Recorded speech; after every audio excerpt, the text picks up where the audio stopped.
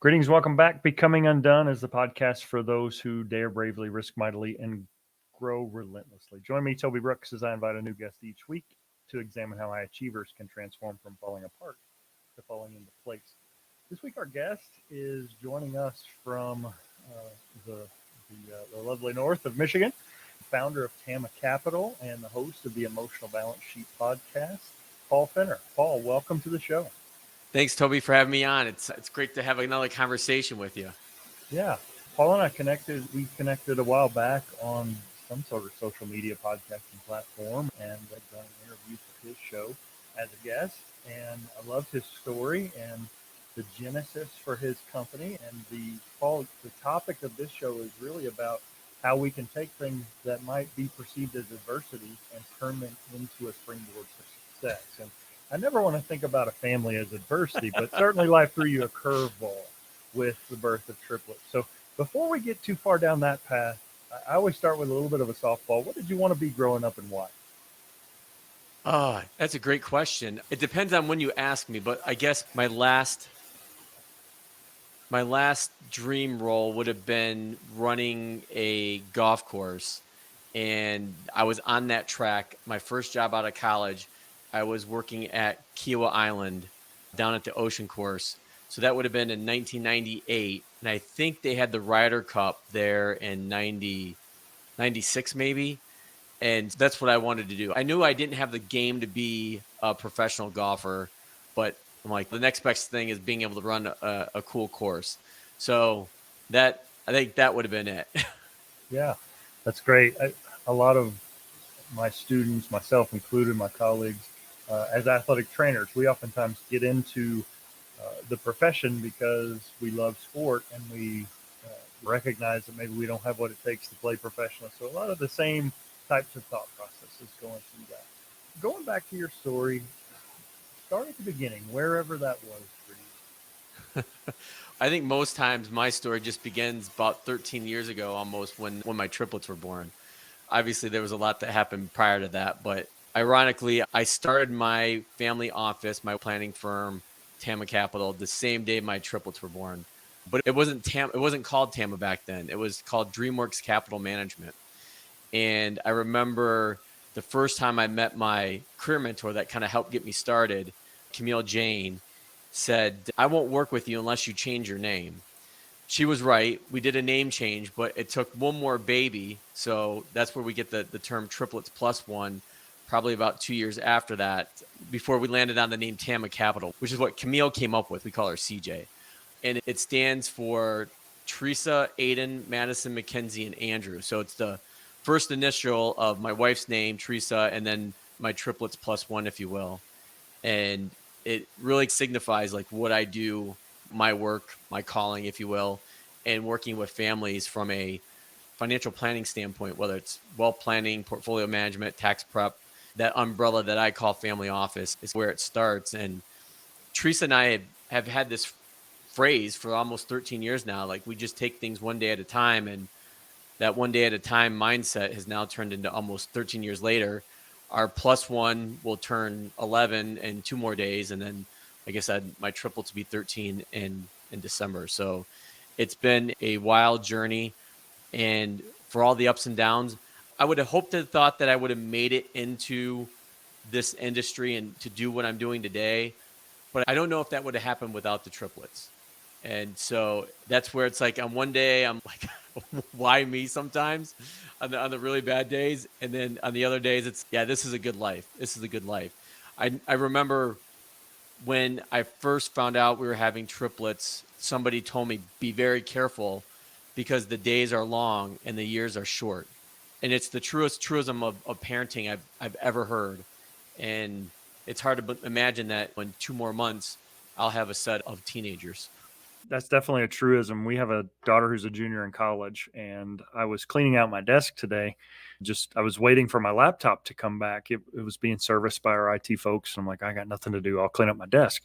And I happened upon a manila folder that had princess stickers and my daughter, who's a junior in college, her handwriting in it.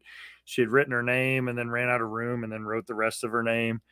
And I just saw this and I'm just welling up with this emotion thinking like this season of my life is over. And just then our IT person comes in. She's, I've got your laptop. It's going to be okay. I'm like, no, this is different. This is not because of my laptop. But you're right. Those years are so fast, but those days do seem to drag on forever. It feels like sometimes you're never going to emerge from whether it's teething or potty training or whatever those things are, but eventually you do. I've also heard it said that it's real easy to see the firsts in our parenting journey. They come loudly, they scream like the first step, the first word, the first little league game. But the lasts, they whisper, and we don't know when those occur. And as a dad, as a parent, man, it's really convicted me to be in the moment, to really drink it up because I never know when that last is going to be. Yeah, that's a really good point. I never really thought about that because you don't know when those last are until they're over. And then you look back, I'm like, crap, if I would have known that was the last time, whatever it may have been, I would have been in the moment more, paid more Yeah. attention. And that's where it's difficult. Yeah. That's one of the challenges about, I think, parenting brings. Sure. So I'm reading your bio, bachelor's degree, Adrian College, MBA, University of Findlay. You were on this career trajectory and you had roles in corporate America. And this pivot, this move, I have to think was a pretty significant leap from the path you were on to the path that you're on today. So I guess talk me through the thought process and maybe the doubt, the fear, the trepidation involved in that season of your life. There was a whole hell of a lot, a lot of that. There was a lot of that fear. I started investing when I was probably around 12 or 13 years old. I remember like the first two stocks I've ever bought was Microsoft, and now I forget the name of it, but it was a golf related company that made graphite shafts for clubs. And damn, I wish I would have held on to that Microsoft stock way back then. But I never knew that I would end up in the financial service industry, let alone like working with families. I probably had changed majors 4 or 5, I think 4 times officially during my undergrad degree. And I got out, went into engineering, which actually, like I said, my first job was at Kiwa Island. That didn't work out. I was there for, I think, just a little over a month, came back to Michigan, and then got lucky and started working for Ford in their college development program. And then my corporate career just took off. But I always had this interest in the stock market, and people knew that. And eventually I'd start fielding questions. People would ask, how do you do this? And how do you do that? And then it got to the point where people were asking me, can you just do this for me? And just friends and family, again, never thought anything about it because my corporate career had taken off. And by that time I made several transitions or pivots within my corporate career and was in finance and accounting, to some degree operations. And I just got to the point where I'm like, I'm not quite sure how long I'm going to be able to do this. And so I started talking to financial service firms, like all the big ones you could think of, the Merrill Lynch's, the Raymond James, the Edward Jones. And I'm like, yeah, this doesn't feel good. I'm not one that wants to just call somebody 40, 50 times a day and hound and potentially harass them to get their business. And so that kind of started me on this road where I'm like, okay, if I'm going to do something, I'm going to hang up my own shingle. I'm going to do this my way because at the time I was running $100 million plus divisions of bigger companies. I'm like, I can run my own business. And that kind of got me on this track of figuring out, okay, what do I need to do? What certifications do I need to get? Like, how do I get licensed with a state or the SEC? And so I started down that road. And then that was pretty close to like when we found out Teresa and I were pregnant. The story behind that was we found out we were initially pregnant. We're like, great, one kid. I was actually living in North Carolina and Teresa was living up in Metro Detroit. And we had just made the decision that we were either going to get divorced or she was going to move to Carolina. And so we're like, okay, great. One baby, we can make it work. We had friends and family that lived in Carolina. 4 weeks later, we found out we were having twins. Little did we know it was a boy and a girl. We're like, okay, Carolina can still work. We can still make this work. And then week 8, which is the first ultrasound I got to go to, we found out we had that boy and the girl, and the boy had physically split on us, and that's how we got triplets. And then as soon as that happened, I knew I was on my way back to Michigan because that's where the majority of our immediate family was, and it was going to take a village to pull this off. I got to that point, came back to Michigan. We had the triplets. I still had a corporate job, and that's when I really started launching the firm. So I kept my full-time corporate job for the first 8 years I had the firm. And it wasn't until about probably now it's approaching about 6 years ago, I came into it full time. And one of the main reasons why I came into it full time was we needed somebody at home more with the kids at that stage of the game, if you will. So I think they would have been in Mac maybe would have been in kindergarten, triplets would have been in maybe first grade. And so both Teresa and I knew that I was going to be the one that would have the flexibility if she was going to keep her corporate job, which she still has today. And we just made it work. I never thought in a million years that I would be the primary caregiver, if you will, like for getting kids on the bus, getting kids off the bus, things of that nature. But we just made it work. So I had a great corporate run. It provided me a lot of different insights and experience that I was able to fold into the work that I do today, working with families. And I think besides having triplets plus one, and there's a natural parenting bond and empathy I have with families I work with, there's also this understanding that I came from where a lot of my families are. They have corporate America jobs, whether they're mid-level managers, executive level, C-suite, you name it.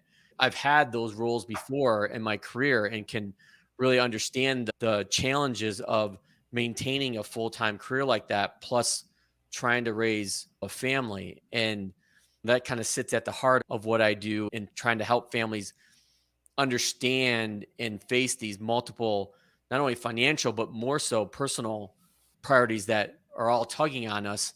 Where do we go? How do we get through this? Mm-hmm. I think that's critical to understand. It seems like a lot of high achievers are wired in such a way that a side hustle is almost like a necessary offshoot. And in my dream of dreams, the side hustle could become the full-time pursuit, but it's so hard to get from day job where you're giving that company at least 40 hours of your week. And then you come home and you've got a family to take care of. And it just makes it difficult to prioritize your own growth and goals while also being, I want to give my job my full attention. I love it. There are definitely aspects of it that are gratifying. So you spent several years torn between or straddling corporate America versus personal business pursuits. What do you think that season of life taught you about yourself or about just the idea of being an entrepreneur? I think it reinforced something that I think I was just naturally born with, which is this drive just to pursue what I really wanted to do, even when I didn't really know it. My aunt, who was also my godmother, passed away earlier this year. And she and I would always have these talks, and I would ask her, like, where did this drive come from? Because I see it in one of my kids right now. And I don't know, part of me is like, oh, that's super cool. And then the other part of me, man, hopefully that's not unhealthy. Because there was no secret to those years, Toby. People ask me, how the heck did you do it? And my answer is always, I just did. And it required a lot of work and a lot of hours. I work a lot now. I tell people my worst day at TAMMA is better than my best day I ever had during my corporate career. It is just night and day different. Those are 60, 70-hour work weeks, plus trying to spend a lot of time with the kids. And I'll be honest, there was sacrifice involved. There's things I don't remember about the kids growing up that I probably should have, or I should.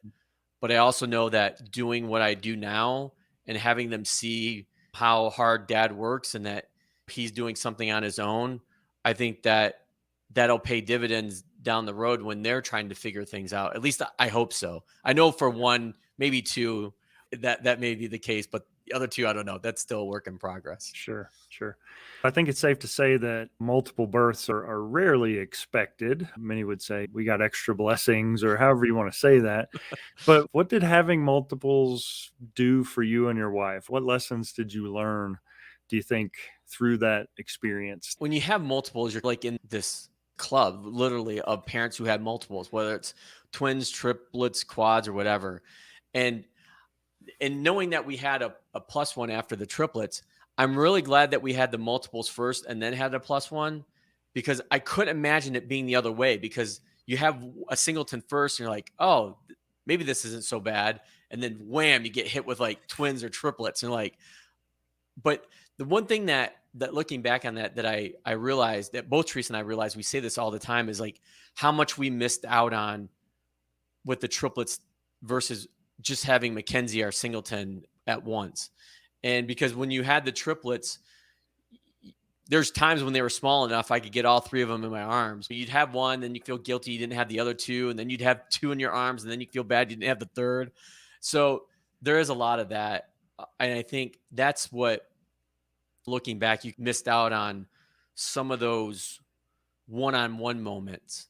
And just hearing me say this, my therapist reminds me of this all the time. So you really need to try harder at getting more one-on-one time with your kids now, especially at the ages that they are, because of where they're at from a developmental standpoint, an influentiality standpoint. And she's absolutely right. But the other thing, that I was actually listening to a podcast called Plain English by Derek Thompson, and he's a first-time father here like 3-4 weeks ago. And he was having this conversation with somebody where most people think, take care of your kids first, then your spouse, and then yourself. And his point was, no, really invert that. Take care of yourself first, then take care of your spouse or partner, and then your kids will take care. You take care of your kids in a much better way. And that really resonated with me. And so I think about that today, and taking care of myself from a health standpoint, working out as much as I do.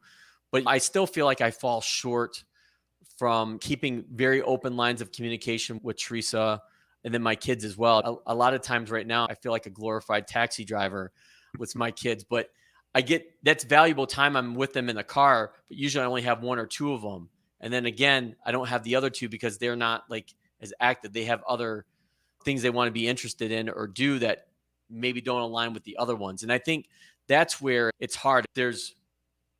Even when you had two kids, you could be, going in multiple directions. But when you add that third, I found in working with enough families, that's really where things change from a family dynamic standpoint.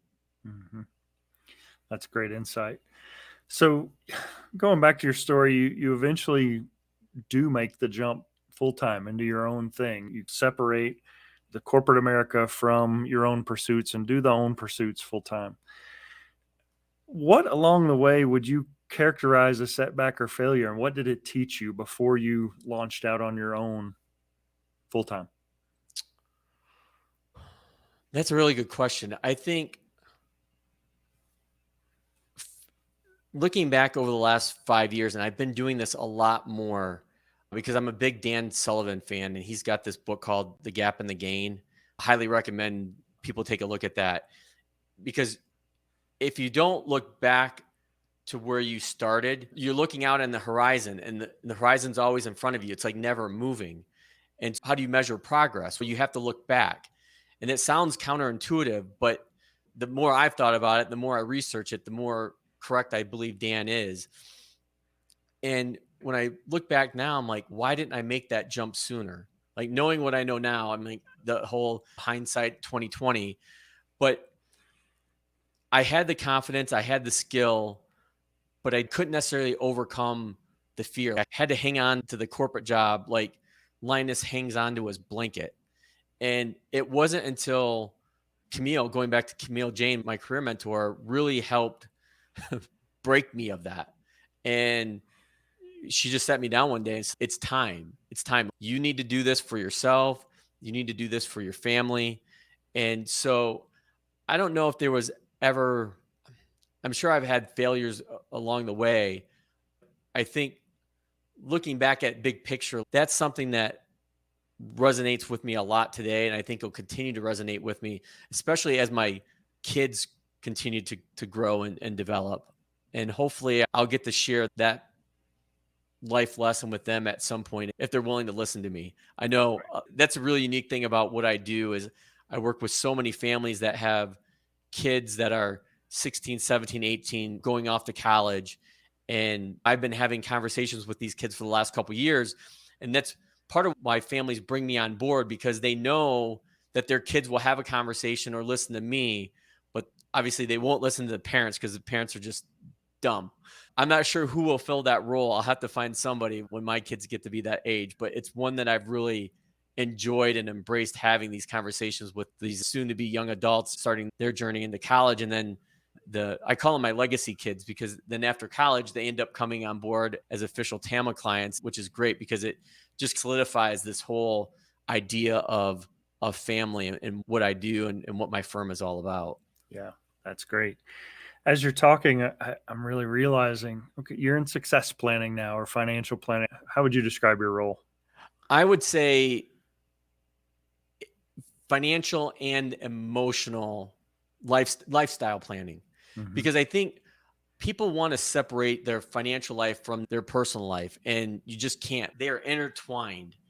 And one of the big changes that I made with my firm probably about 3 years ago, and this is still a transition for me, is I think most people have this stereotype of what a financial advisor, planner, wealth advisor, there's lots of different names for us, really does. And I think most people think, oh, that's just the person that manages my portfolio or picks stocks or bonds or ETFs for me.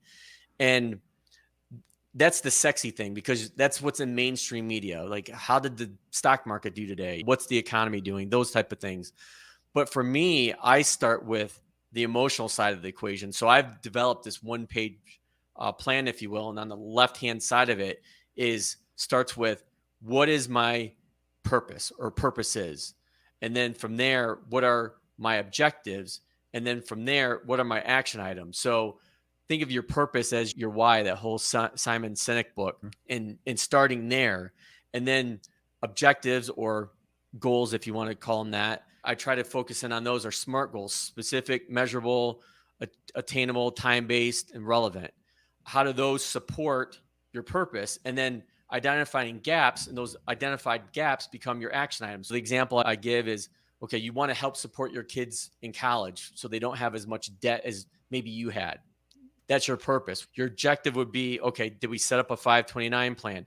Did we figure out how much we need to contribute? Are we contributing? Did we tell family and friends that, hey, you know what, you can contribute to this as well? And then those become action items.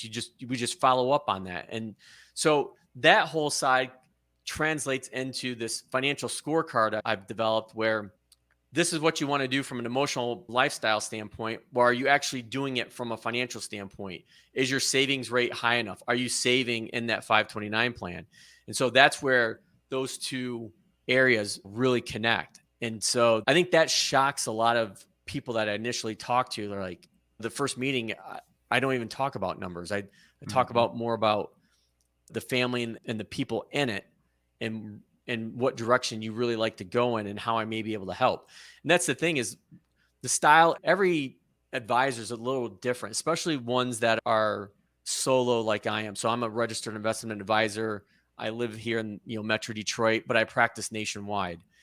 But for smaller shops, boutique shops, if you will, like myself, I'm not a great fit for everybody, and everybody's not a great fit for me, because the one thing I tell people right off the get-go is I want to be very involved in your guys' lives. So if something goes bump in the night, I'm the first person you think about. I'm the first phone call, if you will. And that's the relationship I try to build with my families, is that I want to be an extremely integral and critical part of your family, not only today, but into the future as well. Yeah. As you're describing your transition from corporate America into your full-time thing, and you've got a trusted advisor who's telling you it's time, or maybe even it's past time, it crosses my mind that a lot of times the reason we don't make those jumps is fear. We have this protective mechanism that's innate within us. Me, as a provider for my family, I don't want them to do without. I don't want the mortgage to go unpaid. And the thought of pursuing my own thing is, as sexy as that might be, there's a reality of, okay, what happens if there's no ceiling, but there's also no floor. But you also find yourself as a lifestyle advisor or a financial planner, you're dealing with people who are concerned about fear. So you were brave and you were able to parlay that over into financial success and independence as an entrepreneur. What role does fear play in your life and maybe even in your planning for your clients? It plays a much bigger role than people, I think, understand. And this is like where cognitive therapy comes into play.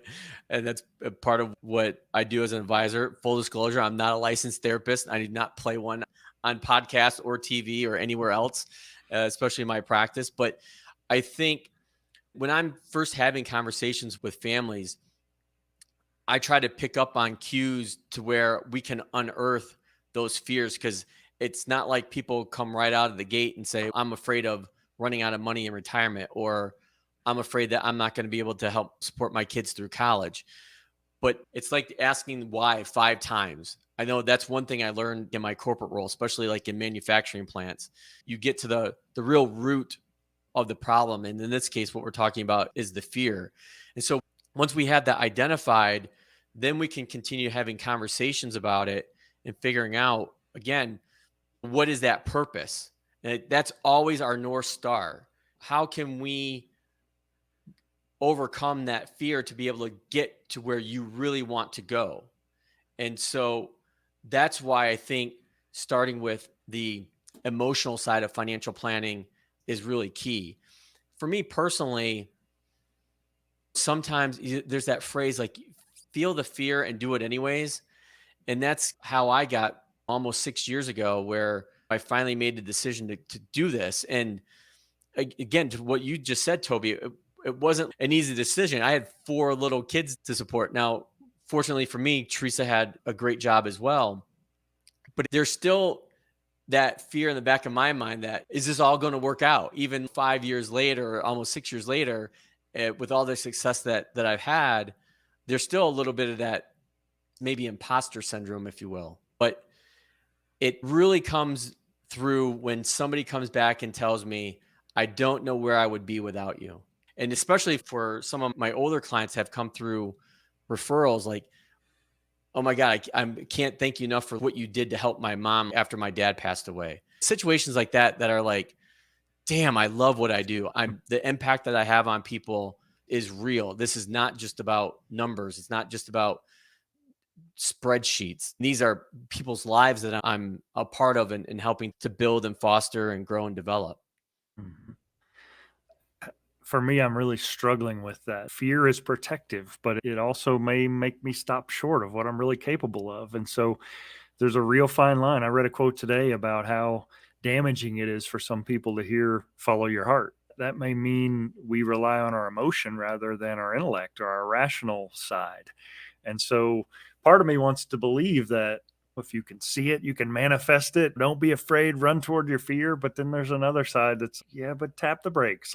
Don't be hasty. There's certainly an uglier side to that notion of following your heart. Yeah, I would agree with that. I think listening to you say that, like I go always back to that Steve Jobs Stanford commencement speech about follow your passion, which I've never really agreed with, because you could follow your passion and do something that you don't either have the skill set for, the confidence, or most importantly, to do something that no one's going to pay you for. Mhm. So to me, you've got to have some infrastructure built to be able to do that. And for me, it took 8 years almost to get to the point where I'm like, okay, now I can finally really jump off the deep end. It's not just about sticking my toe and then my leg and then half my body in the water. Now it's okay, full go. We're gonna jump in and go. And I have this conversation a lot with families I work with and friends that I don't work with about, what do you think I should do about my job? Like, I really do not like it. And that's okay. Again, it goes back to, how can we start formulating a game plan, thinking about what it is that you really want to do. And I think that is, let's tie that back to fear. I think that is one of the hardest things, is for people to give themselves the great gift of time to think about what they really want to do. And what I see often is people are afraid of what they're going to find out. I think they're afraid that, okay, I've spent the last 15, 20 years doing this and I don't want to be doing this anymore. And then what do I do? And so I think people become paralyzed by that fear. And that's one reason why people have a hard time taking the first step with working with any financial planner, let alone me, is that they're really deathly afraid that they're going to be told, like, nope, you're not going to be able to do this, or this isn't going to happen, or that's not going to happen. And so that fear really prevents them from not only moving forward, but really figuring out what they want to do, going back to what their purpose is. Sure. As you're talking, I'm thinking back to my own journey as a podcaster, and I've wanted to have a podcast for a very long time. And it's one thing to want to be a Joe Rogan, or for me, Lewis Howes' School of Greatness is certainly one that I've modeled after. But you can't get to episode 100 unless you've at least published episode 1. And that fear of perfection sometimes is a real enemy. And so being willing to learn and to grow through that process has been really liberating for me. And so you're a podcaster as well. So talk me through your decision to enter this space and maybe how that's played a role in what you do, whether it be as a dad, as a husband, or in your professional pursuits. If anybody's made it this long in the conversation, what I'm going to say next is probably not going to surprise anybody. Being a financial advisor, you'd think my podcast, the Emotional Balance Sheet, would be about financial planning or finances in general. And it's really not. What my show has turned out to be is stories about life transitions. Yeah, occasionally we'll mix in the hardcore about college planning or estate planning or retirement. But that's one of the reasons why I had you on my show. Like, you've gone through significant life transitions. And I think people really resonate with other people's story. And that's what I want to share. I want to share other people's story on how they were able to evolve through, transition through their big life transitions, because that could be something that says, oh, I see that now. I can do that. I can figure out how to take that next step. Because that's what a lot of my guests, like when you were on, you all give very actionable steps on what you can do next as far as life transitions goes. And so I got into podcasting because I was a podcast listener myself. And I wrote basically a weekly column for 10 plus years, never developed following, never had anything that went viral. And so I'm like, I'm going to try something different. And I think I probably spent about 6 months researching, talking to people before I finally launched my show. And that was 3 years ago. It was October 2020. And now we're over close to 120 episodes. And so I look back at that, and especially the first year, because you don't see a whole lot of growth. And then you're like, was this really worth it? And to me, one of the secrets of my show is I'm having these conversations as much for me as I'm having for the audience. There's burning questions that I want to find out about how to be a better partner, how to be a better parent, how to be a better business owner, how to be a better friend. And listening to other people's stories has really helped solidify that. And again, I take all that and I can now see how my firm has grown and developed over the last 3 years with the growth and the conversations and the insights of the guests I've had on my show. And it's been phenomenal. I never had expectations that it would get to some stratospheric level. It was like, what can I do to provide value for the listeners, for my existing families that listen, and for myself? And I think about it, would my friends listen to this? And if the answer is yes, then I've got something. Yeah. For me, I'm a qualitative researcher, and I did my doctoral dissertation doing interviews that no one listened to but me. I've spent a lot of years growing as an interviewer that no one listened to. And so the thought of a podcast, yeah, the Enneagram 8 in me, the super competitive side, is I want to see those numbers. I want to see that trajectory upward. I want it to grow. But the reality is, if I'm really honest, I'm doing qualitative research. And if 1 or 5 or 100 people happen to listen, that's value added. And I think you're absolutely right. The challenge for me has been keeping the enthusiasm when the results haven't necessarily shown up. And Yeah, you I never, couldn't agree with you more. you might get one listener who might share it with 100 folks. Or maybe someone that never does. I think it's definitely been a learning process for me in resilience. And like you said, it's as much about what I'm learning from high achievers as it is about what I'm sharing with the world. So I've really appreciated that. And I appreciate what you do.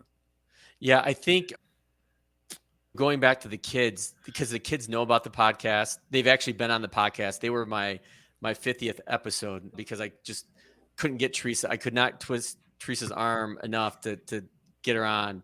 Maybe, and I couldn't get her on for the 100th show either. Maybe the next big milestone one. But my kids will ask, "Did you have any podcast interviews this week? And if so, what were they about?" So they have a vested interest. They all have phones now, which is another challenge of parenthood. But they've got Apple, iTunes, or whatever on their phones, and I think a few of them have listened to a few episodes before, and so it's that enthusiasm, like you just mentioned, that helps get me going too. When your numbers maybe aren't what you would like them to be, but I think I just love having these conversations. Yeah, and in podcast years, 3 years is an eternity, and so congratulations on that. And I always say, I wish I would have started 2 years earlier, but I'm sure glad I started when I did. And Right. so you can't undo what you didn't do, but you can be thankful for what you have done. Yeah, it's that whole theory. Like, when's the best time to plant a tree? Yesterday. When's the next best time to plant a tree? Today. I'm just full of analogies because I love hockey. I'm a big hockey fan. So you missed 100% of the shots that you don't take. I think that was Gretzky. Yeah, or for the Office fan, Michael Scott said that Wayne Gretzky said, "You miss 100% of the shots you don't take." I love music and the emotions that it can convey or represent. If we were watching a montage of your life, what song would you have playing in the background and why? Oh, that's a good one, Toby. I am a huge Ted Lasso fan. And so you could just about take anything off that soundtrack. But I think in episode, I don't know the exact episode, but it was season 3. And it's one like I play like constantly. My kids know like when I'm having a bad day or I need to pick me up, I just start playing that song all the time in the car. The title of it is Martin Solveig and Dragonette.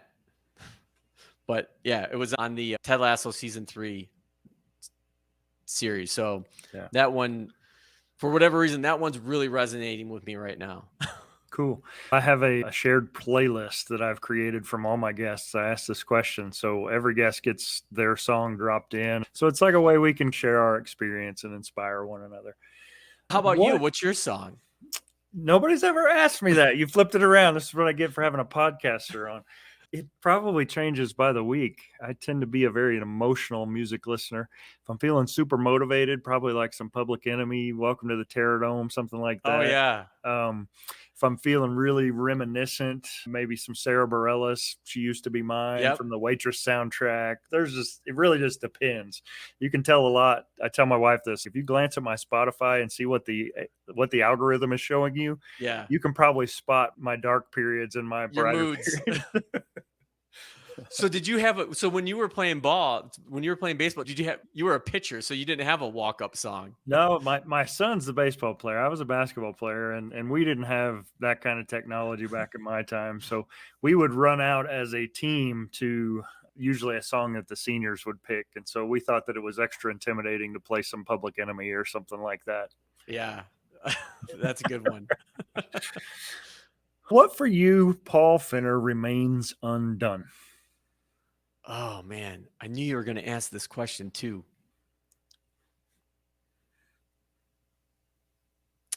I have been working on this project now for the last couple years, and with myself, with my family, with Teresa, with my TAMMA families, because I see it a lot, and it's figuring out what is enough. And I read a book by now a good friend of mine, Brian Portnoy, who wrote The Geometry of Wealth, another gentleman, Morgan Housel, who wrote The Psychology of Money, which I would like to be his friend. So Morgan, if you listen to this podcast, let me know. Morgan's a prolific writer, and so is Brian. But Brian And that's a power of these podcasts is I would have never met Brian Portnoy if I didn't have the podcast. So it's great. But this figuring out what enough is, so it goes back to what we were talking about before and knowing like when those final moments are, you don't have to worry about missing any of those because you're already there and already present and you've already done enough. So I think for me, that's a project that I don't know if there's ever an ending for it. Hopefully I get closer to where I know what enough is and I know where to pivot and transition my time and my emotions, if you will, to the people that are most important in my life. Awesome. Paul, TAMMA Capital, Emotional Balance Sheet podcast. How can listeners connect with you? The best way is to visit our website, which is tammacapital.com. And that's, again, T as in Teresa, A as in Aiden, M as in Madison, M as in Mackenzie, and A as in Andrew. On the website, there'll be a link to the Emotional Balance Sheet podcast. I still do write about once a week. So there's lots of content there. We're on all the social channels, but our website is our big hub. So awesome. Paul, thanks for stopping in. Really appreciate your perspectives. Thank you so much. Thank you, Toby. I appreciate it. Awesome. And then one last thing, I'll stitch this in. If you could just introduce yourself and say, and I am undone. First name and then just I am undone. However, like Paul Fenner, TAMMA Capital, or however you would introduce yourself in conversation and say, and I am undone. I am Paul Fenner with TAMMA Capital, and I am undone. Awesome. All right, I'll stop her there.